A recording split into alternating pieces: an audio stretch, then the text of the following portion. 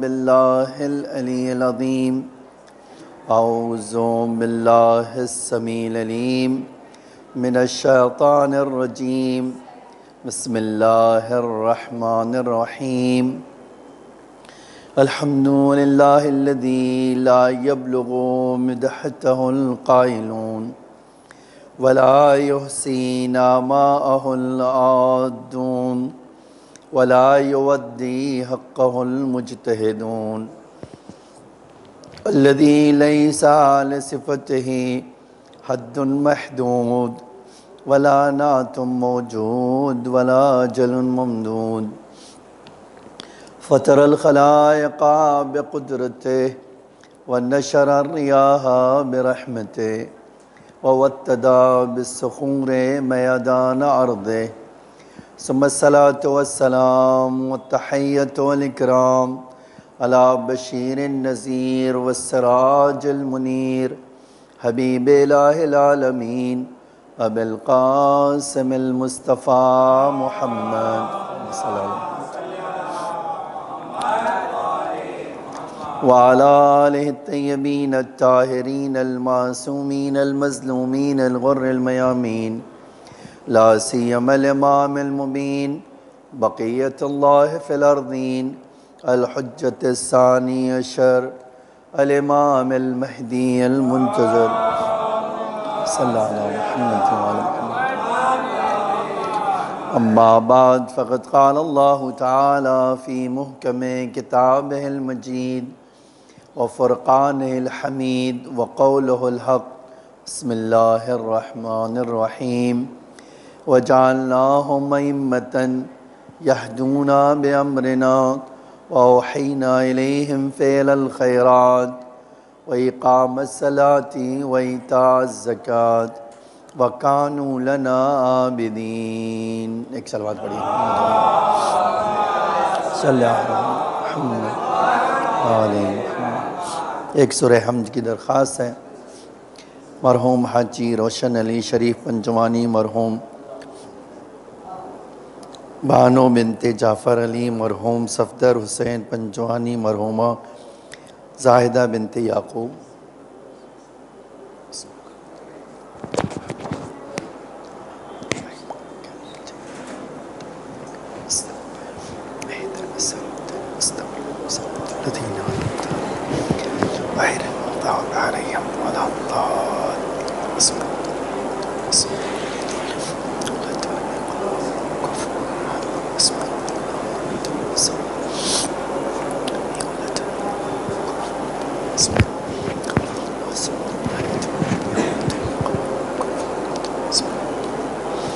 ایک اور صلوات پڑھیے محمد وآل محمد.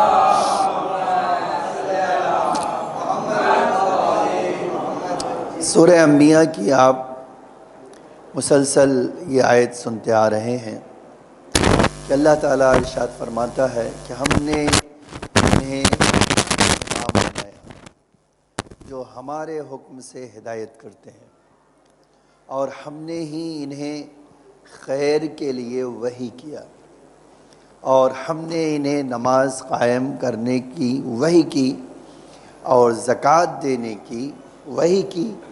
وَكَانُوا لَنَا عَابِدِينَ، اور یہ ہمارے بندے عبادت گزار تھے. اسی آیت کے ذیل میں آپ کے سامنے اس ٹاپک پر کہ ہم اپنے اماموں کو پہچانیں، ہم اہل بیت کو پہچانیں، ایک بڑی جو ہے علمی غیب آ گیا ہے. اگرچہ یہ زمانہ بڑا ترقی یافتہ ہے، لیکن صحیح علم کا کہیں نہ کہیں فقدان ہے، یا آپ کہہ سکتے ہیں پہلے جو ہمارے مومنین تھے ان کی معرفت آج کے مقابل میں زیادہ تھی. وہ حقیقت میں اہل بیت کے مرتبے کو بھی پہچانتے تھے، اور ان کا اندر جو احترام تھا وہ بھی زیادہ تھا. آج اتنا ترقی ہونے کے باوجود یہ کہیں نہ کہیں اہل بیت کے مرتبے کے بارے میں آپ یہ کہہ سکتے ہیں کہ دشمنوں کے پروپگنڈے کی بنا پر اور کچھ ہمارے جاہل اور احمق ذاکروں کی بنا پر اس طرح کی چیز پیدا ہو گئی ہے کہ اب دوسرے چھوڑ دیجئے، اپنے بھی اعتراض کرنے لگے۔ اس کا ایک ہی پیچھے اس کے راز ہے کہ وہ جاہل ہے، حقیقت میں انہیں آشنائی نہیں ہے۔ میں مسلسل آپ سے کہہ رہا ہوں کہ جب یہ حدیث آپ کو سنایا میں نے اسی آیت کے ذیل میں کہ امام حسین علیہ السلام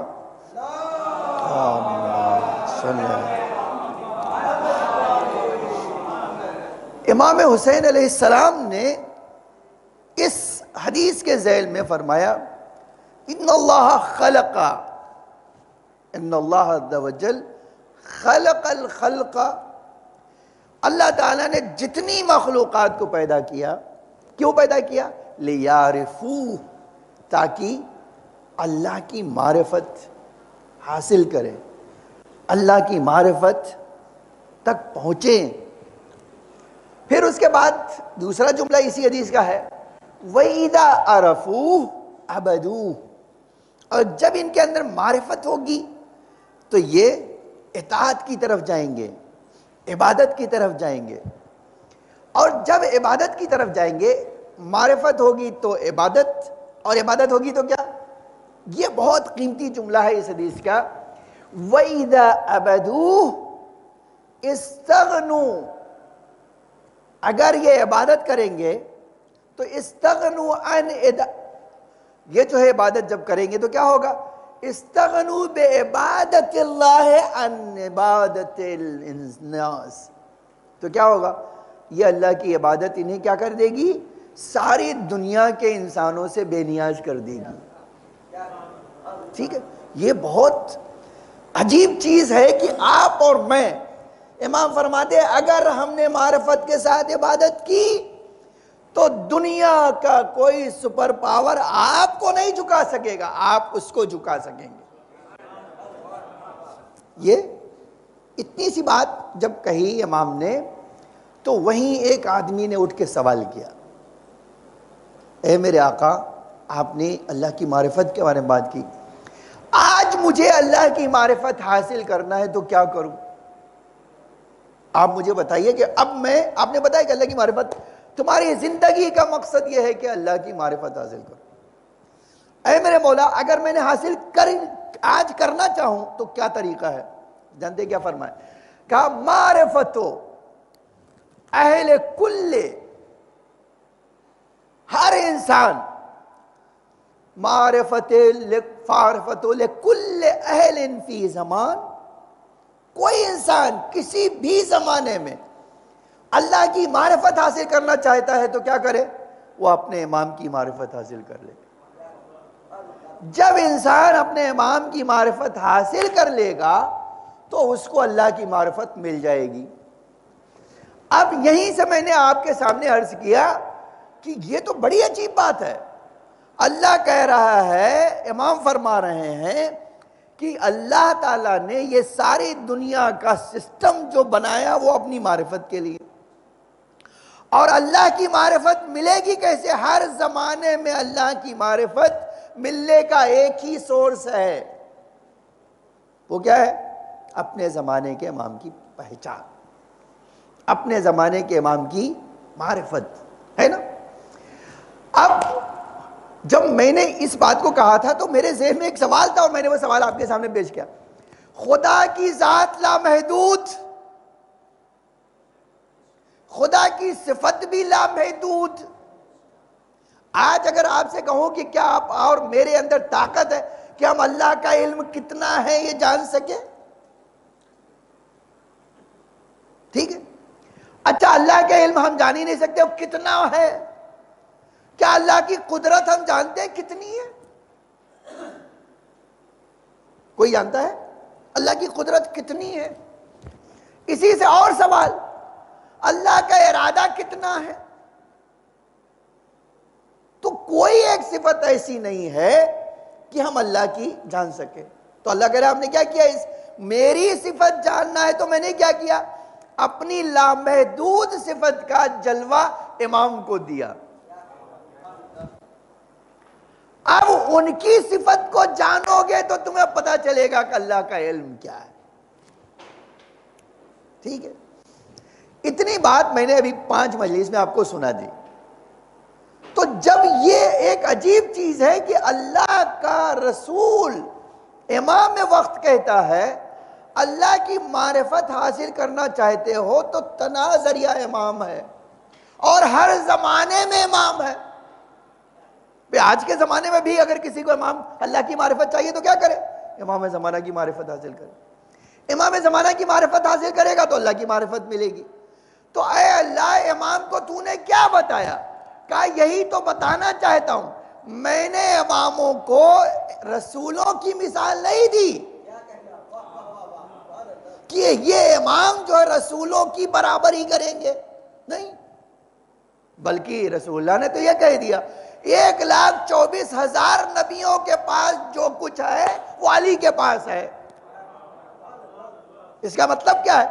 جب یہ زمانہ آخری آئے گا تو ہر امام میں 1,24,000 انبیاء کے کمال ہوں گے, جو ہر زمانے میں کسی نہ کسی طرح ایک ایک صفت کو خدا کی ریفلیکٹ کرتے تھے. اسی لیے آج اگر کوئی جاننا چاہے کہ اے اللہ تو نے ان کو کیا بنایا, تو آپ یہ بتا دیے آپ کو کتنے نبیوں کے علم ہے.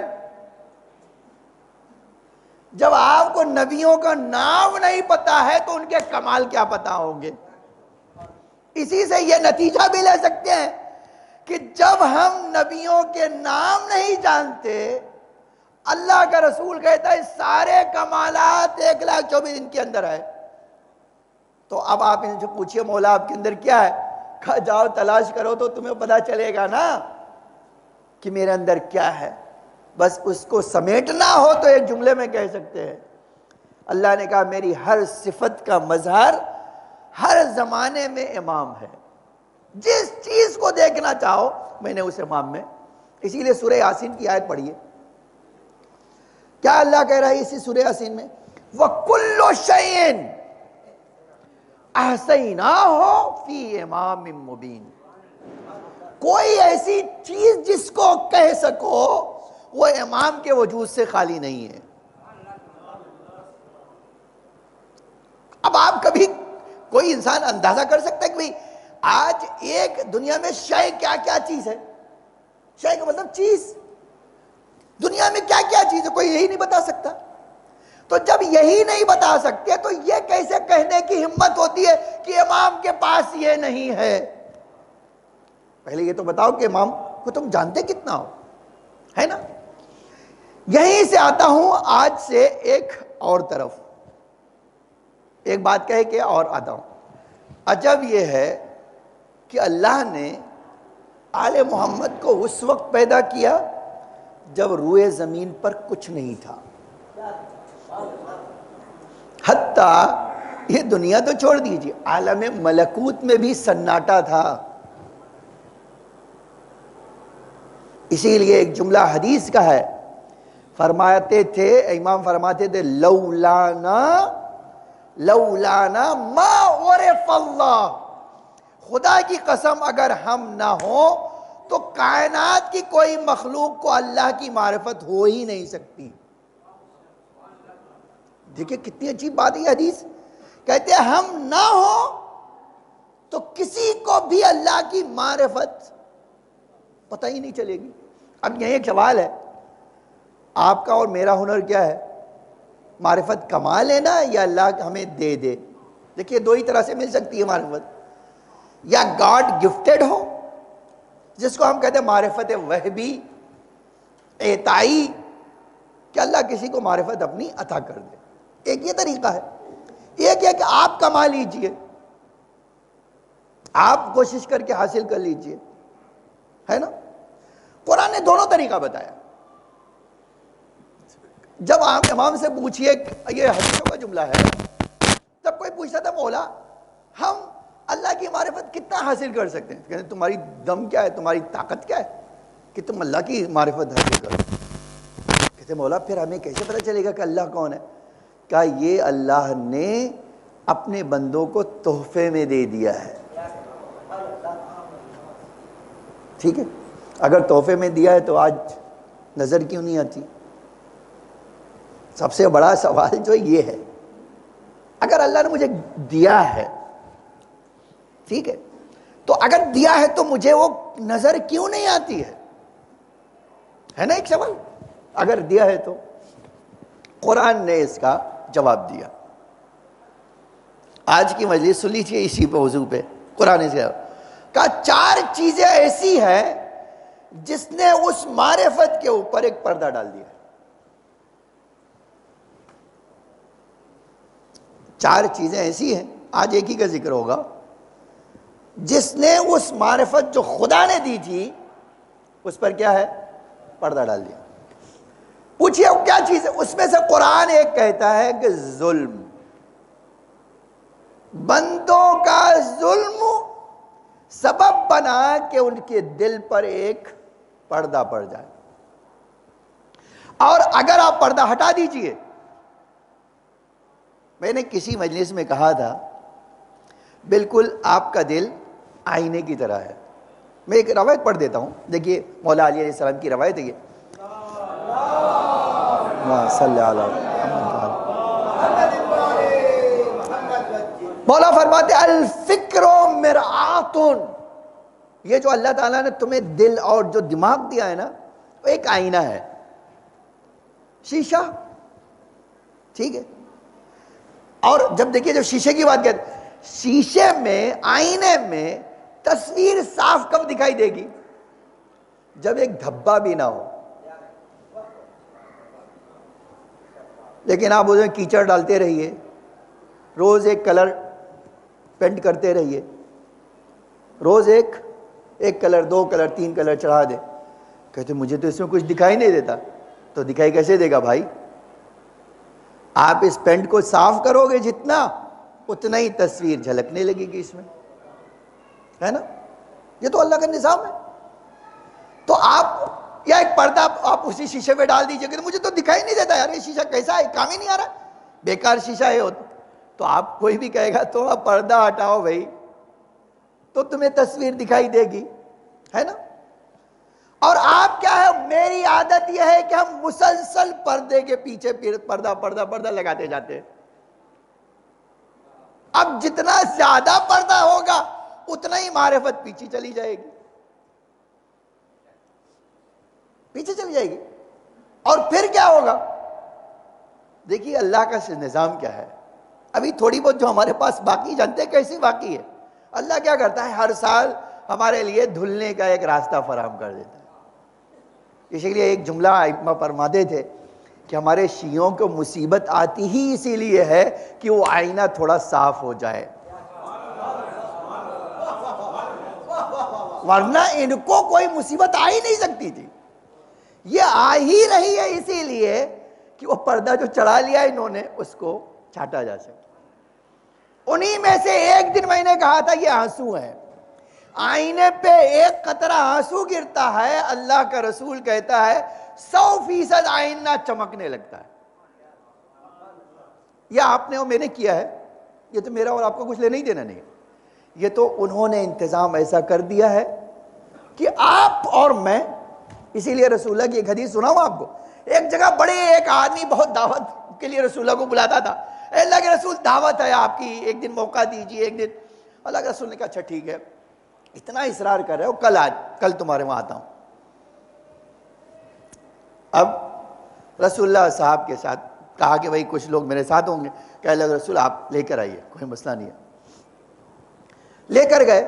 اب جب لے کر گئے تو اچانک رسول اللہ کی نظر پڑی کہ ایک کبوتر جو ہے دیوار پر بیٹھی ہوئی، اس نے اسی جگہ انڈا دیا، اور انڈا اب کبوتر سے دیوار سے لڑک کر نیچے گرا اور بیچ میں آ کے پھنس گیا اور ٹوٹا نہیں۔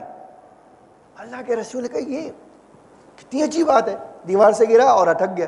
اس نے کہا اللہ کے رسول میں ایسا ہی آدمی ہوں، میرے اوپر کوئی مصیبت نازل نہیں ہوتی، یہ انڈا کیا ہے، میری کوئی چیز۔ اللہ کے رسول نے کہا چلو اٹھو، اس کے بعد دعوت ہم نہیں کھا سکتے۔ صحابہ کو لیا اور گھر سے باہر، تو پوچھا یہ اللہ کے رسول یہ کیا کر رہے ہیں؟ فرمایا اللہ ایسے آدمی کو پسند ہی نہیں کرتا جس کو دنیا میں مصیبت نہ آئے۔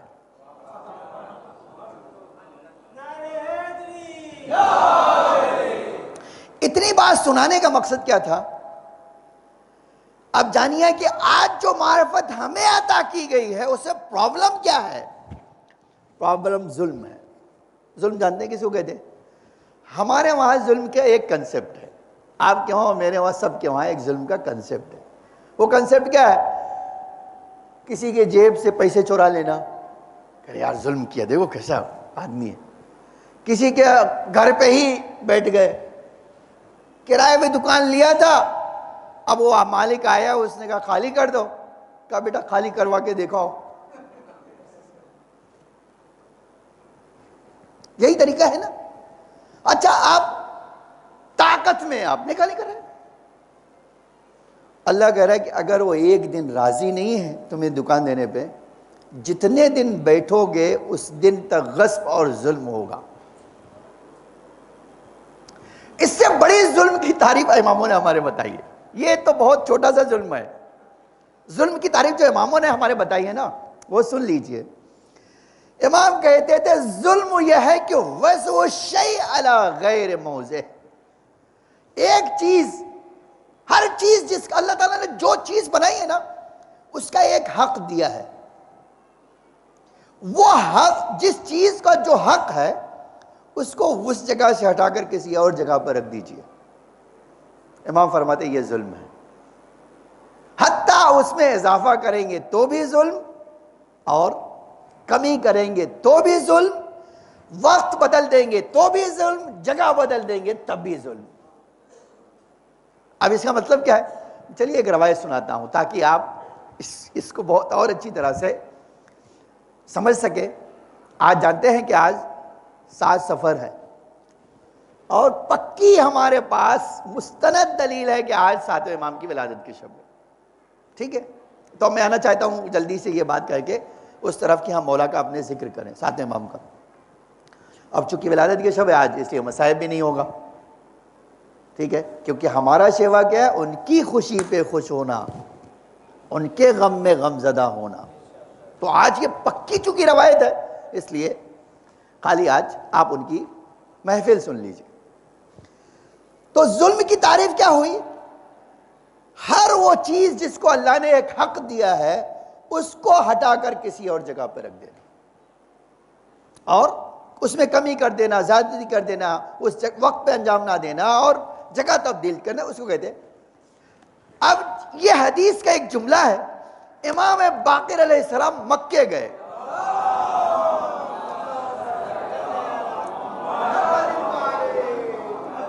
جب مکے گئے تو ایک بار امام کھانا کھانے کے لیے دسترخوان بچھائے ہوئے تھے، دسترخوان پہ بیٹھے کھانا کھا رہے تھے کہ ایک آدمی سفر سے کہیں آیا اور امام کو پوچھتا ہوا آ گیا، امام کو پوچھ رہا ہے۔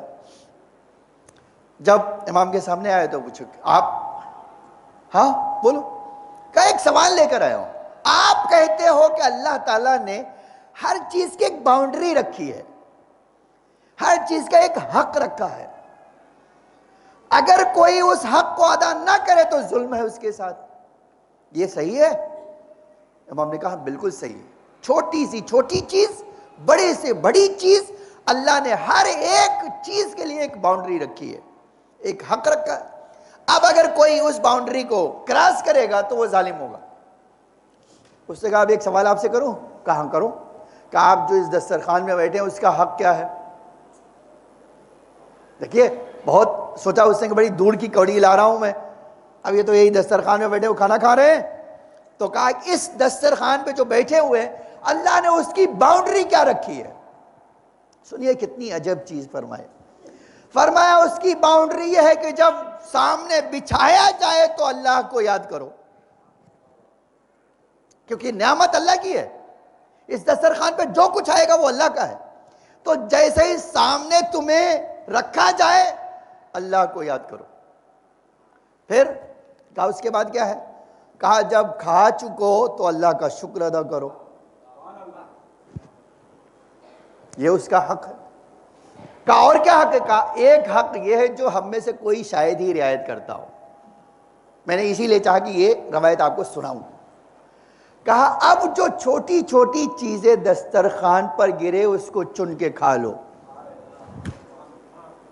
یہ اس کی باؤنڈری ہے، اس کی حد ہے، اس کا حق ہے۔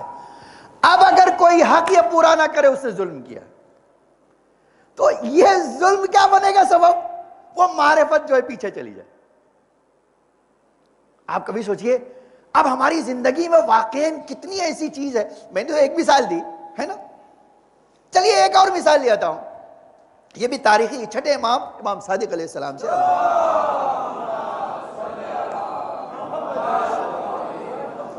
چھٹے امام سے روایت کہ جناب ابو ذر سے کسی نے ایک خط لکھ کر سوال کیا۔ ابھی آپ دیکھیں جناب ابو ذر سے روایت ہے اور بیان کون کر رہا ہے؟ چھٹا امام۔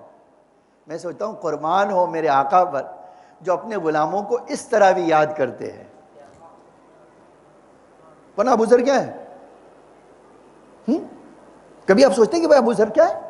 وہ تو امام کے پیروں کی خاک میں نہیں ہے، لیکن امام ان کو یاد کر رہے ہیں۔ کیوں جانتے یاد کر رہے ہیں؟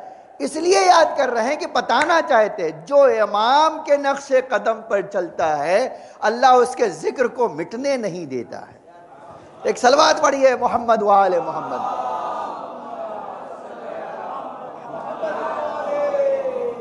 یہ اس کا طریقہ ہے۔ اب دیکھیے میں کہ چھٹے امام ان سے روایت کریں، یہ تو عجیب بات ہے، لیکن آج ہمارے پاس یہ تاریخ میں ایک آدمی نے خط لکھا ابو ذر سے کو، جناب ابو ذر کو، اے ابو ذر آپ سے سچا کوئی روئے زمین پر رسول اللہ کی حدیث کے مطابق کوئی نہیں ہے، مجھے ایک علمی تحفہ دے دو۔ مجھے بھئی تحفہ دیکھیے طرح طرح کا ہوتا ہے، تحفہ طرح طرح کا ہوتا ہے۔ کبھی آپ نے سوچا کہ اس مجلس کا بھی تحفہ اللہ کی طرف سے بھی ہر ایک کو ملتا ہے؟ دیکھو کتنی عجیب بات، آپ کو شاید مجھے احساس بھی نہ ہو، لیکن اللہ کہتا ہے کہ جو فرش حسین پہ بیٹھے گا ایک تحفہ میری طرف سے اس کو ملے گا، جو بھی بیٹھے اس کو بغیر کسی استثناء کے ایک تحفہ ملے گا۔ ٹھیک ہے، اب اس کی طرف نہیں جانا چاہتا، میں پلٹنا چاہتا ہوں۔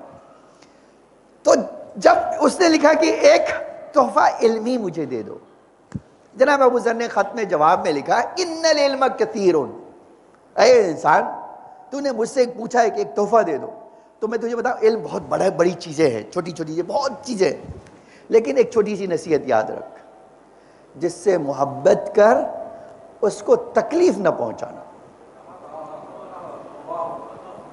جس سے محبت کرو اس کو تکلیف نہ پہنچاؤ، ہے نا۔ اب میں آپ سے یہ نہیں کہوں گا اور نہ ہی پوچھوں گا کہ آپ کس کو سب سے زیادہ چاہتے ہو، اور اب جا کے اس سے پوچھوں کہ یہ کیا کیا کرتا ہے تمہارے ساتھ۔ خدا رحم کرے ہم سب پر۔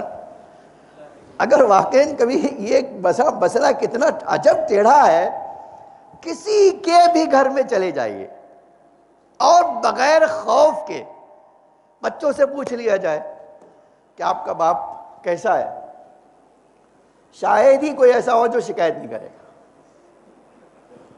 اور بیوی سے تو پوچھنا ہی غلطی ہے۔ آپ اس سے اندازہ لگا سکتے ہیں آپ، ٹھیک ہے۔ تو اب جب جناب ابو ذر نے لکھا کہ دیکھو کوشش یہ کرنا زندگی میں جس سے محبت کرتے ہو ہرگز اس کو تکلیف نہ پہنچانا۔ اس بندے نے خط کا جواب جب یہ پڑھا تو سمجھا ہی نہیں، اس نے پھر سے خط لکھا، کہا ابو ذر میں نے تو ایک علمی تحفہ مانگا تھا، تم نے ایک مصیبت میں ڈال دیا، گفٹ دیا تو مجھے ایسا گفٹ دیا، کیا کبھی تم نے سوچا ہے کہ جس سے انسان محبت کرتا ہے اس کو تکلیف پہنچاتا ہے؟ کیسی بات کر رہے ہو آپ؟ یہ کیسی سوال آپ نے لکھ دیا مجھے کہ بھائی جس سے انسان محبت کرتا ہے وہ اس کو تکلیف نہیں پہنچاتا؟ کیا واقعی ایسا ہو سکتا ہے کہ میں محبت کسی سے کروں اس کو تکلیف پہنچاؤں؟ جناب ابو ذر نے جواب میں لکھا، چھٹے امام کہتے ہیں کہ جواب میں جناب ابو ذر نے لکھا کہ تو سب سے زیادہ اپنی ذات کو چاہتا ہے۔ دیکھ لیجئے یہ بات، جان لیجئے یہ ایک 100% سچی بات ہے۔ یہاں آپ چاہے جتنے دعوے دار ہو نا، اب باتیں کرنا ہو کہ آپ کے لیے ستارہ توڑ کے لاؤں گا، آپ کے لیے قربان ہو جاؤں گا، موقع آئے گا بھاگ جائیں گے آپ۔ یہ کوئی مذاق نہیں ہے۔ حب ذات جو ہے ہر انسان میں پائی جاتی ہے، ہر انسان کے ہر مخلوق میں پائی جاتی ہے۔ سب سے زیادہ جو چیز انسان چاہتا ہے نا، وہ اپنی وجود کو چاہتا ہے، ٹھیک ہے؟ جناب ابو ذر نے لکھا کہ اے شخص، مجھے پتا ہے کہ تو اپنی ذات سے زیادہ کسی کو چاہتا نہیں ہوگا، لیکن اب تجھے ایک دوسری بات بھی کہہ دیتا ہوں، تو اپنی ذات کو سب سے زیادہ چاہتا ہے اور سب سے زیادہ تکلیف بھی دے رہا ہے۔ پوچھا یہ کیسے ہو سکتا ہے کہ میں اپنے آپ کو سب سے زیادہ چاہتا ہوں؟ فرمایا کہ تو سب سے زیادہ اپنے آپ کو چاہتا ہے نا؟ کہاں؟ کہا پھر گناہ کیوں کرتا ہے؟ اگر گناہ کر رہے ہو تو اپنے کو لیے جہنم کو تیار کر رہے ہو، تو اس سے بڑا ظلم کیا ہوگا؟ اب دیکھیے، انہوں نے تو ایک بات کہی تھی، آج ہم تھوڑا آگے بڑھ جائے، ہم کہتے ہیں اے میرے مولا سب سے زیادہ ہم تمہیں چاہتے ہیں۔ اگر چاہتے ہیں تو امام کی مخالفت کیسے کرتے؟ ہے نا ظلم امام کے ساتھ؟ اب یہ جب ظلم ہوگا تو آپ کہیں گے معرفت میرے وجود میں ریفلیکٹ ہوگی۔ اب میں آپ کو سناتا ہوں، دیکھیں کتنی، ساتویں امام کو جب قید میں ڈال دیا گیا، آپ جانتے ہیں کہ ساتویں امام 25 سال قید میں رہے ہیں، 52-53 سال کی جو عمر ہے اس میں 25 سال امام قید میں رہے۔ اچھا، آپ قید میں ہیں تو جانتے ہیں ایک بہت بڑا مسئلہ امام کے ساتھ کیا تھا؟ یہ جو ظالم حکمراں تھے نا، وہ جتنے بھی ظالم حکمراں، ہارون رشید، امام، یہ جو آئے لوگ، وہ امام کے بہانے شیعوں کو تلاش کر رہے تھے، ادھر پتہ چلے ادھر مار دے، ٹھیک ہے؟ اسی لیے کوئی ایک بھی اپنے آپ کو نہیں کہتے تھے ہم شیعہ ہیں۔ اب ایسے وقت میں جب اتنی سختی ہو گئی کہ نام اگر کسی نے لکھ دیا یہ شیعہ امام موسیٰ بن جعفر ہے، اس کو مار دیا جائے گا، اس کے گھر کو خراب کر دیا، توڑ دیا جائے گا، اس کی عزت لوٹ لی جائے گی، مال لوٹ لی جائے گی۔ تو ایسے وقت میں امام تو قید میں ہے، اب قید میں ہے تو اب سوچ رہے ہیں کہ بھئی امام اب قید میں ہم کیا کریں، ایسی صورت میں کریں کیا؟ تو یہ قید خانے میں تو جا نہیں سکتے ملنے۔ ایک سامعین کا میں ایک آئیڈیا ہے میرے پاس، کیا آئیڈیا ہے؟ کہتے ہیں امام تو امام ہے نا، وہ ہمارے دلوں سے واقف ہے، ایک پتھر پہ لکھ کے جیل میں بھیج دیتے ہیں، مولا کیا کریں؟ دیکھتے ہیں امام کا کیا جواب آتا ہے۔ دیکھو یونیک آئیڈیا ہے، ایک پتھر پہ ہاتھ سے لکھو اور قید خانے میں پھینک دو، دیکھو امام اس کے بدلے میں جواب کیا دے دے۔ ٹھیک ہے، وہ صحابی بولے کہ یہ تو بہت آسان کام ہے، ہم میں سے کوئی ایسے گھومنے ٹہلنے کے بہانے جائے، ایک چھوٹے سے پتھر پہ لکھے ہاتھ سے اور پھینک دے، امام تو امام ہی ہوتا ہے۔ اب جب گیا وہ، اس نے کیا کیا؟ وہ پتھر پھینک دیا، جواب میں ایک سنگل ورڈ لکھ کے آیا، سنگل ورڈ، وہ کیا ہے؟ میم، اسی پتھر پہ لکھ کے آیا میم۔ وہ صحابی لے کر گیا، بھائی جو مخلصین تھے، جو جانتا تھا، بولے دیکھو امام نے ایک لفظ لکھا ہے میم، یا جیم، میم نہیں، جیم۔ اب کیا کریں؟ ہر آدمی اپنی تفسیر شروع ہوا، کہتے یہ مولا کہتے تھے بھائی اب شہر چھوڑ کے پہاڑ پہ چلو، جبل جاؤ، یہ آبادی چھوڑ دو اور جنگلوں میں نکل جاؤ، پہاڑوں پہ نکل جاؤ، جہاں لوگوں سے تمہارا بہت کم کنٹیکٹ ہو۔ کسی نے کہا اور کیا ہو سکتا ہے؟ ایک یہ کہا کہ بھئی اس سے یہ بھی تو ہو سکتا ہے کہ امام ہمیں بتانا چاہتے ہیں کہ جیم سے دیوانگی بھی، جنون بھی تو ہوتا ہے، اپنے آپ کو پاگل بنا دیں، بھاگنا تھوڑی نتیجہ ہے بھائی، بھاگیں گے کب تک؟ تو ایک کام کر لو کہ ہم دیوانے بن جائیں۔ اچھا، ادھر یہ پیغام آیا، ادھر ہارون رشید نے، اگر کوئی اس میں سے، میں انعام دینے کے لیے تیار ہوں کہ اگر کوئی بہلول کا صحیح نام بتا دے۔ آپ کتنی مجلسیں سنتے ہیں نا، بہلول کا نام بتا دیجئے، آپ کو انعام مل جائے۔ میں جانتا ہوں کوئی نہیں جانتا۔ ہاں، دیکھیے چونکہ شہرت یہ ہے، ان کا نام تھا وہیب ابن عمر کوفی. وہب نہیں، وہیب ابن عمر کوفی تھا ان کا نام. اچھا، ان کو ایک خط آیا خلیفہ کے، آپ کو اس ہماری حکومت کا چیف جج بنایا جا رہا ہے. بغداد سے خط آ گیا، آپ کو پوری حکومت کا آپ کو چیف جج بنا رہا ہے، قاضی بنایا جا رہا ہے. اور جب یہ خط بھیجا جائے، کہا اگر یہ قبول نہ کرے تو اس کو مار دینا، قتل کر دینا. کوفے کے گورنر کو خط آ گیا کہ اس کو ہمارے پاس یہ ہمارا خط سناؤ، اگر وہ تیار نہیں ہوتا بغداد آنے کو، اس کو فوراً مار دینا، قتل کر دینا. اسی طرح ایک مدینے میں گیا، بصرے میں ایک آدمی کو خط چلا گیا کہ اگر وہ فلاں یہ کام نہ کرے مار دینا اس کو. جب ان کو ملا یہ خط، حاکم نے بلایا، اس کو بلایا گیا. اچھا آپ دیکھیے کتنی عجیب چیز ہے، جو واقعاً دیکھو اسی کو کہتے تھے کہ امام سے جب امام کی سیرت پہ چلتا ہے تو امام اس کو کیسے آگاہ کرتا ہے. جیل سے خبر آ گئی تھی کہ تم دیوانے بن جانا. اچھا اب ایک دن پہلے خط آج آیا ہے، ایک دن پہلے کیا کیا، پیر میں بامبو ڈال کے اسی ارد گرد محل کے بیچ میں پیر کے بانس ڈال کے پکڑ لیتے ہاتھ اور ہر طرف دوڑتے تھے، چل میرے گھوڑے ٹک ٹک ٹک. اور خاص طور سے ان کو گورنر کو دکھانا ہے. گورنر نے آدمی بھیجا، جاؤ ان کو بلا کے لاؤ، بھائی ان کو بغداد بھیجا. کیا آپ اس کو بھیجیں گے؟ وہ بیچارہ پاگل ہو گیا ہے، دیوانہ ہو گیا. اب حاکم نے خط لکھا کہ آپ کہہ رہے ہو چیف جج بنانے کو، وہ تو پاگل ہو گیا. ہارون بھی بہت چالاک تھا، اس نے کہا وہ پاگل ہی کو بھیج دو میرے پاس، پاگل کو بھیج دو. آگے بغداد. اب وہاں بھی وہی حرکت ہے، بات کریں گے کچھ، جواب دیں گے کچھ. آپ دیکھو کتنی عجیب بات ہے، آج تاریخ کہتی ہے اس سے زیادہ عقل مند اس زمانے میں کوئی تھا نہیں، لیکن امام کی اتباع میں یہ گوارا ہے کہ گھر بار چھوڑ دوں اور دیوانہ بن کے پھروں. میں ایک سوال کرنا چاہتا ہوں، ہے معرفت خدا کتنی ہے؟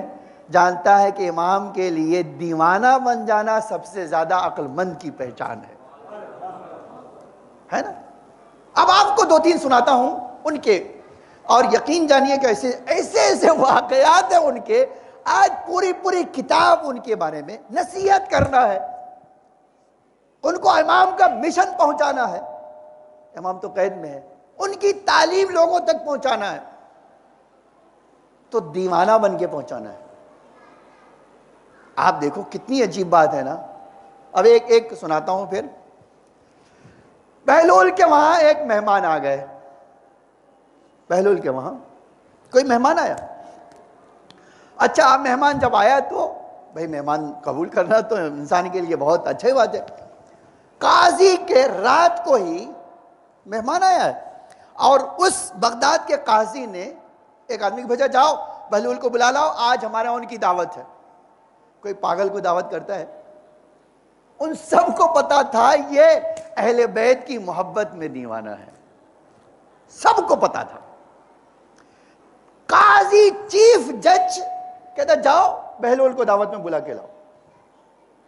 آ گیا بندہ بہلول کے گھر. اچھا جانتے ہیں بہلول کہاں رہتے تھے؟ اس کے لیے بھی ایک واقعہ سناؤں گا، لیکن پہلے آپ سن لیجیے. ہمیشہ جھوپڑ پٹی کا انتخاب کرتے تھے، شہر سے دور ایسی جگہ جو کہیں آباد نہ ہو، ٹوٹا پھوٹا علاقہ. ٹھیک ہے. اب جیسے ہی قاضی کا پیغام آیا کہ آپ کو دعوت میں بلایا، انہوں نے جا کے کہہ دو کہ میرے وہاں مہمان ہے، مجھے بلایا نا، میں آج نہیں آؤں گا، میرے وہاں کوئی مہمان ہے. اس نے کیا کیا؟ قاضی کا آدمی گیا، اس نے کہا کہ بہلول نے کہا کہ بھئی ہمارے وہاں مہمان ہے، ہم آپ کی دعوت آج ایکسیپٹ نہیں کریں گے، قبول نہیں کریں گے. اس نے قاضی نے کہا کہ تو مہمان کے ساتھ آ جاؤ، مہمان کو بھی لیا. میں اس واقعے کو سنا، دیکھیے میرے آپ کے لیے بہت بڑی نصیحت ہے اس میں، ٹھیک ہے. اور ہماری زندگی میں اس طرح کی چیز ہے اور ہمیں احساس نہیں ہے. کہتے ہیں کہ جیسے ہی بہلول کو پیغام آیا کہ بہلول کوئی مسئلہ نہیں، قاضی صاحب کہہ رہے ہیں کہ بھائی ایک دو مہمان کیا، جو بھی مہمان ہے سب کو لیا لیکن آنا ضروری ہے. کہا ٹھیک جاؤ کہہ دو میں آتا ہوں. اب مہمان سے کہا بھائی ہمیں دعوت میں جانا ہے. ٹھیک ہے، کہاں جانا ہے؟ قاضی کے وہاں. اب آج ہمارے وہاں بھی لوگ بڑے اتراتے ہوئے چیف جسٹس چیف منسٹر کے وہاں دعوت ہے، اور بھی افطار کی دعوت ہے، یہ بھی نہیں پتا کب روزہ کھولنا ہے یا کب نہیں کھولنا ہے دعوت تو جانا ہے نا. اب گئے، جب مہمان چلنے لگا تو کہا 3 باتیں میری یاد رکھنا، یہ آپ سیکھیں اور ہم آپ سب کے سیکھنے کے لیے یہ چیز ہے، تینوں کے لیے، ہم سب کے لیے تینوں میں. کہا دیکھو دعوت میں جا رہے ہیں، میں جہاں بیٹھوں وہیں بیٹھنا، کوشش نہ کرنا کہ وہ سب سے آگے جا کے بیٹھ جائے، جہاں میں بیٹھوں وہیں بیٹھنا. اور دوسری بات، کچھ مانگنا نہیں، سوال منہ سے کرنا نہیں. اور تیسری بات کہ دیکھو جب تک کوئی کام تم سے نہ کہا جائے کام کرنا بھی نہیں. ایک سلوات پڑھیے محمد علیہ.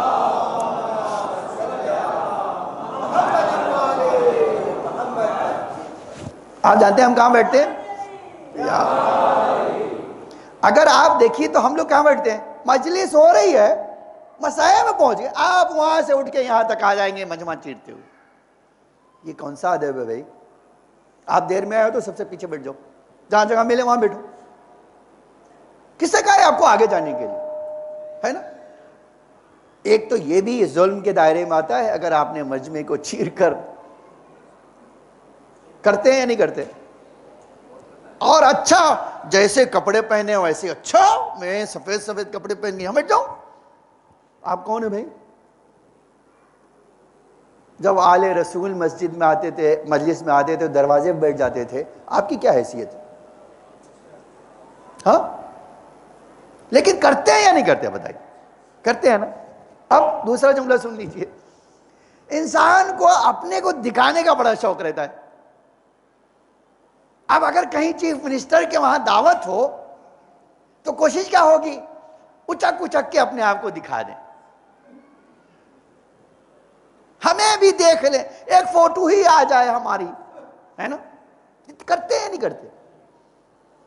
اور پھر اگر کچھ نہیں ملا تو کہ ارے کوئی کام ہی، کوئی بہانہ ڈھونڈتے ہیں کہ ان کے پاس پہنچ جائیں، ہے نا. لیکن اس تینوں چیزوں میں بڑی حکمت ہے. ائمہ کہتے تھے یہ کام تینوں نہیں کرنا، بالکل نہیں کرنا. تم کبھی بھی یہ کوشش نہیں کرنا کہ آگے جا کے بیٹھو، نہیں. تواضع تمہارے اندر پائے جانا چاہیے، جہاں جگہ ملا وہاں بیٹھ جانا.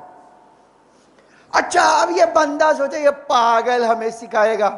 مہمان اس نے کیا کیا؟ بہلول گئے، جہاں جگہ ملی وہ بیٹھ گئے. وہ بندہ وہ سب سے آگے، وہ پاگل سمجھ رہے ہیں، اب وہ آگے جا کے بیٹھ گئے. اچھا اب دیکھ رہے ہیں کہ اب جب دیکھا کہ مجمع آتا ہے تو بہلول قریب سے قریب ہوتے جا رہے ہیں، یہ دور سے دور ہوتے جا رہے ہیں.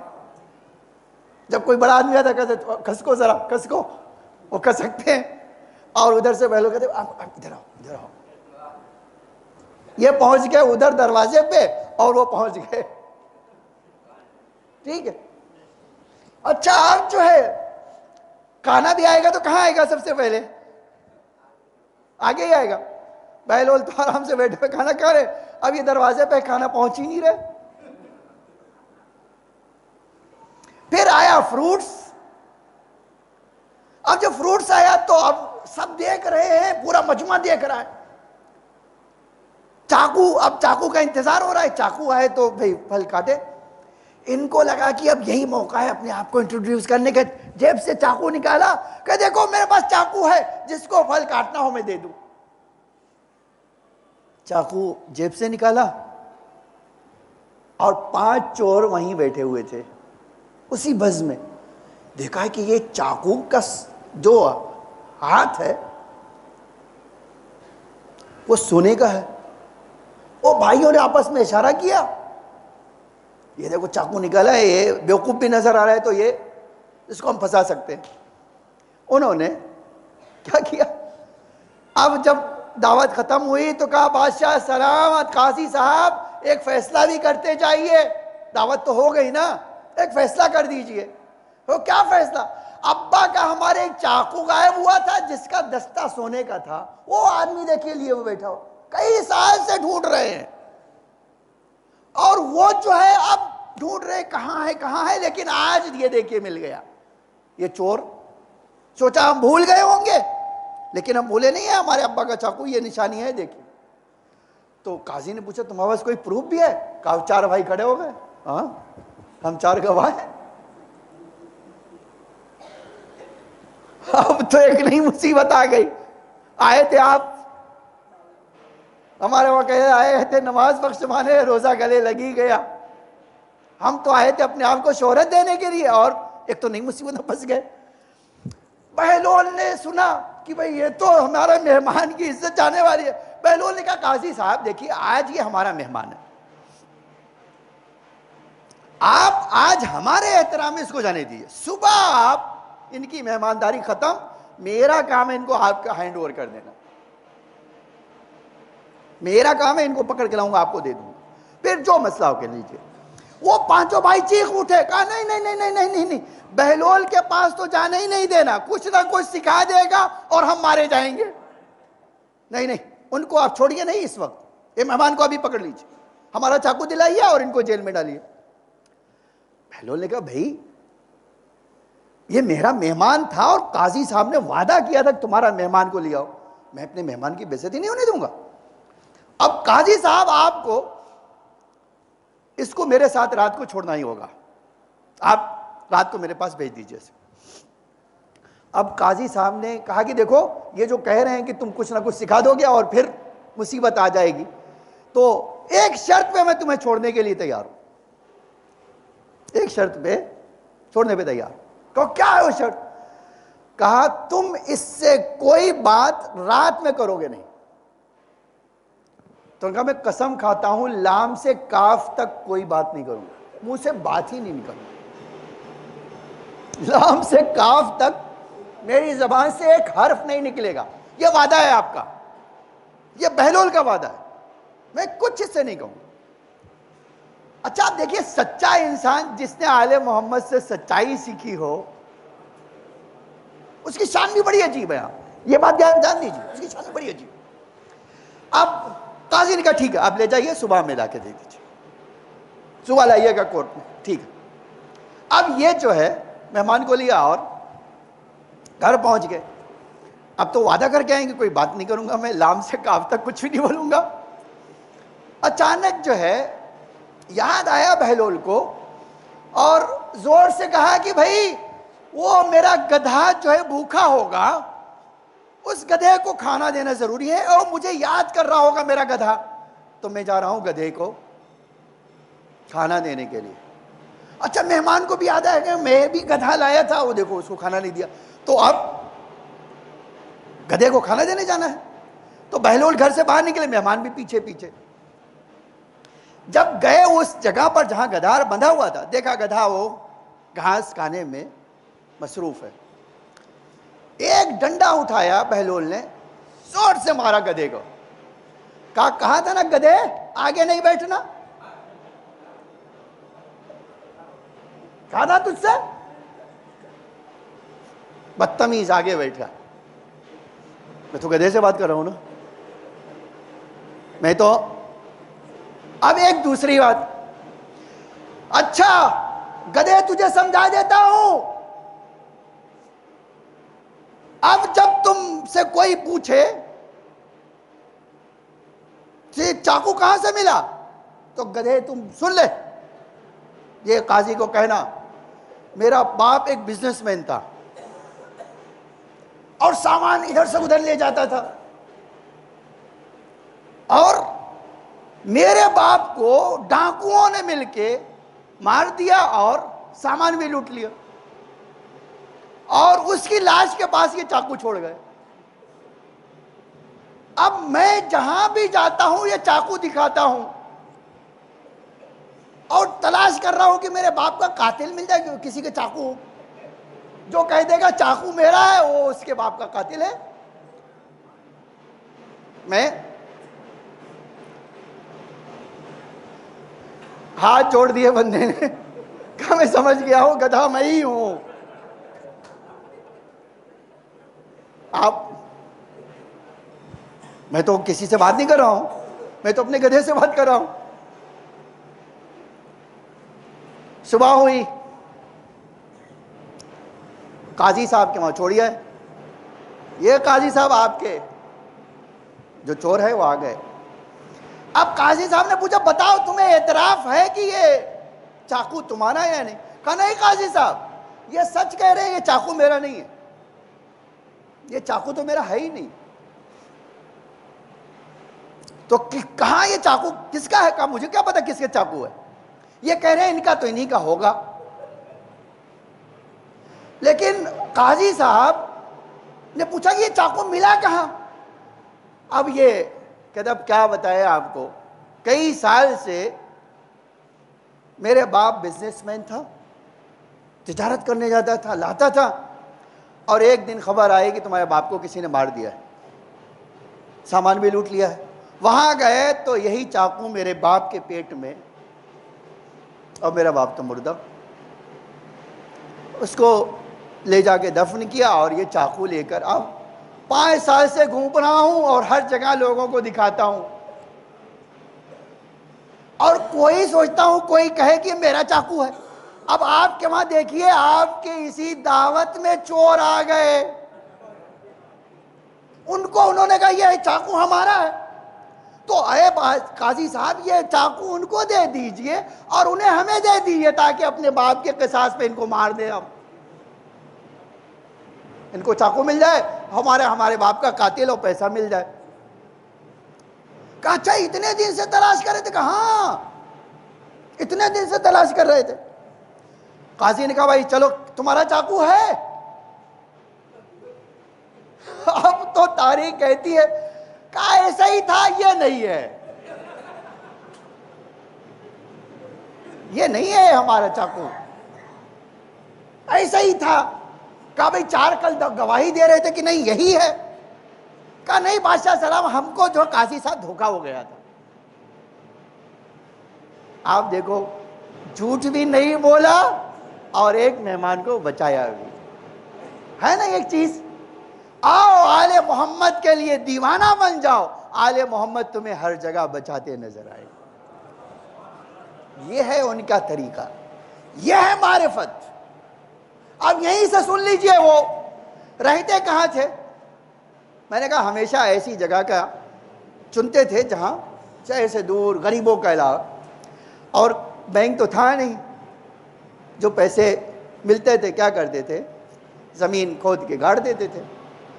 کہتے ایک جگہ انہوں نے رہنا شروع کیا ایسے ہی جگہ، اور ان کا جو جگہ تھی جہاں جا کے رہتے تھے خرابہ تھا وہ، وہیں ایک جوتا سلنے والا بھی اس کے گھر کی کھڑکی اس گھر میں اس جگہ پہ کھلتی تھی.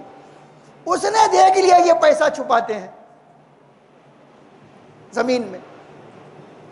اب اس نے موقع پایا صاف کر دیا، لیکن بہلول تو بہلول ہی ہے. اب جب گئے ایک دن دیکھا پیسہ دے، پیسہ نہیں ہے. نظر دیکھی کھڑکی نظر، کہا اچھا بیٹا ہے تم نے یہ کام کیا ہے. کچھ کہے بغیر اس کے پاس گئے اور کہا یار تم بڑے حساب کتاب میں بڑے ماہر آدمی ہو، آیا ہو ایک حساب کتاب کر دو میرا. تو کیا کروں؟ کہا حساب کتاب کرو گے میرے لیے؟ کہا کہا تمہیں پتہ میرے کوئی گھر نہیں ہے، میں تو ہمیشہ اس جگہ اس جگہ، وہ کھنڈر میں اس کھنڈر میں اس کھنڈر میں رہتا ہوں، تو میں نے فلاں کھنڈر میں اتنا پیسہ رکھا ہے. لکھو. لکھ لیا بھائی 100. اچھا فلاں جگہ وہ کھنڈر میں 200 رکھا ہے. 10 کھنڈر کا نام بتا دیا. کہا پورا کتنا ہوا؟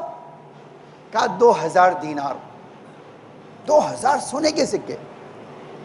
کہا اچھا ایک مشورہ تم سے چاہتا ہوں، مشورہ صحیح دو گے؟ کہا مشورہ بولیے، کون سا مشورہ چاہیے؟ کہا بتاؤ یہ اچھا طریقہ ہے کہ الگ الگ جگہ پہ چھپا کے رکھوں یا ایک جگہ پر؟ تو اس کو لگا کہ اب یہ موقع ہے. اس نے نہیں یہ تو بہت غلط بات ہے کہ الگ الگ جگہ رکھو، ایک کام کرو اکٹھا لا کر کہیں چھپا دو. کہا اچھا بتاؤ سب سے سیف جگہ کون سی ہے؟ کہا یہی تو میرے بازو میں ہی تو ہے، یہیں لا کے رکھ دو۔ کہا ہاں تمہارا مشورہ بہت معقول ہے، اچھا میں جاتا ہوں وہاں سے لاتا ہوں، وہ جو جگہ ہے وہاں سے پیسے لا کر یہاں گاڑ دیتا ہوں۔ اس نے یہ کہہ کے اٹھے اور چلے گئے۔ اس جوتے والے کو لگا کہ یار ابھی 100-150 ہی ملا ہے، وہ تو گیا ہے 2000 لانے کے لیے، تو ایک کام کرتا اس کے آنے سے پہلے وہاں لے جا کے رکھ دوں تاکہ اس کو ڈاؤٹ نہ ہو کہ وہ کوئی چوری ہو رہی ہے۔ وہ گئے، اس نے جلدی سے جا کر لا کے رکھا اور اسی طرح مٹی برابر کر دیا اور آ کے بیٹھ گیا۔ تھوڑی دیر کے بعد گھوم کے آیا، وہاں سے پیسہ لیا اور وہاں سے روانہ ہو گئے۔ اب یہ ڈھونڈ رہا ہے بہلول کو کہ اب آئیں تب آئیں۔ تاریخ کہتی ہے بہلول آئے کہ اللہ تیرا شکر ہے چور کو تو نے پکڑوا دیا ہے، اب کبھی بھول کر بھی ادھر رخ نہ کروں گا۔ اور تاریخ کہتی ہے وہ روز تکتے تھے کہ اب بہلول آ رہے ہوں گے پیسہ لے کے۔ دیکھو یہ ہے کیا، آپ عجب ہے واقع شان ماموں کی، آپ دیوانہ کہو گے۔ اور رتبہ کتنا تھا، رتبہ کتنا تھا آپ جانتے ہو؟ ائمہ ہمارے ہاتھ اٹھا کر دعا کر دیتے۔ یہ بڑی بات ہے، یہ ایک جملہ خالی کہنا چاہتا ہوں۔ زبیدہ نے، چلیے ایک اور 2 جملے کا ان کی سناتا ہوں۔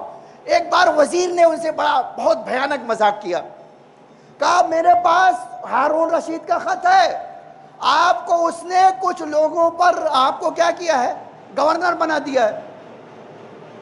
تو اب وزیر ہے اور اس کے ساتھ لشکر ہوئے، 2 4 10 20 لوگ بھی ہیں۔ کہا بہلول نے پوچھا وہ کون لوگ ہیں جن کے اوپر ہماری حکومت تمہارے بادشاہ نے لکھ کے دی ہے؟ کہا ایک تو مرغے ہیں، یہ جو مرغے ہیں ان پہ تمہاری حکومت ہے، اور ایک کتے ہیں اور یہ سور ہے۔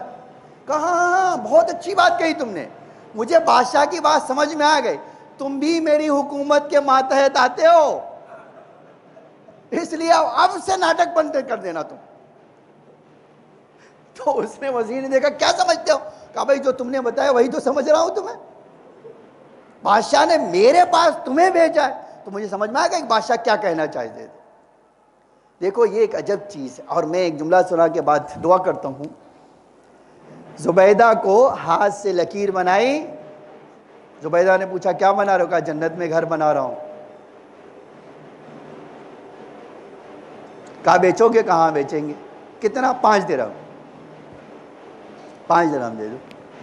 یہ بات ہو گئی۔ رات کو ہارون نے دیکھا کہ ہم جنت میں جا رہے ہیں، رات سے روک دیا، رکو تم کہاں جا رہے ہو؟ تمہاری بیوی کا یہ محل ہے، بہلول سے خریدا ہے، تم نہیں جا سکتے ہو۔ صبح اس نے بیوی کو بلایا، ارے تم نے کون سا محل خریدا؟ اسے بہلول سے خریدا تھا 5 درہم دے کے۔ کہا میں نے اپنی آنکھوں سے دیکھا ہے وہ جنت میں تمہارا محل۔ ہاں دیکھا ہوگا تم نے۔ اب صبح پلان بنا کے بہلول کو ڈھونڈتے ہوئے، اور تاریخ کہتے ہیں بہلول وہیں بچوں کے درمیان بیٹھ کے گھروندہ بنا رہے ہیں۔ جیسے ہی بہلول گھر بیچو گے؟ کیا بنا رہے ہو؟ جنت میں گھر بنا رہا ہوں۔ بیچو گے؟ کہاں بیچوں گا؟ اس کی قیمت کیا ہے؟ کہا تمہاری پوری حکومت۔ خریدو گے؟ کہا کل تو 5 درہم میں بیچ دیا تھا۔ کہا کل ایمان غیب پر تھا، آج ایمان دیکھ کر لائے ہو۔